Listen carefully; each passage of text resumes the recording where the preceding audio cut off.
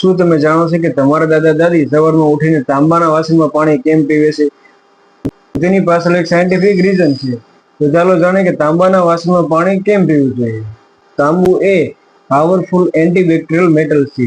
જ્યારે આપણે પાણી પીએ છીએ ત્યારે તાંબાનો હળવો અંશ તે પાણીમાં ભળે છે, જે શરીરને ઘણા બધા ફાયદા આપે છે. તો પાચન તંત્રને પણ મજબૂત બનાવે છે, તમારા હાડકાને પણ ઘણા મજબૂત બનાવે છે, સ્કિન ગ્લો થાય છે અને વેઇટ લોસમાં પણ ઘણું મદદરૂપ થાય છે. તો આ પાણી કઈ રીતે પીવું જોઈએ? તો રાત્રે પાણીની બોટલને ભરી દો અને સવારમાં ખાલી પેટે પાણીની બોટલને પી જાઓ. દરરોજ નવું પાણી ભરો અને બોટલને સાફ રાખો. અને ખાસ વાત, આ બોટલને લીંબુ કે મીઠાના પાણીથી સાફ નથી કરવાની.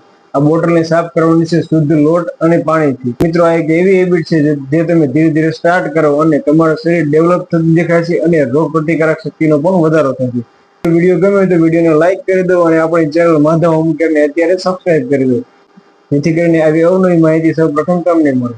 તો જય શ્રી કૃષ્ણ.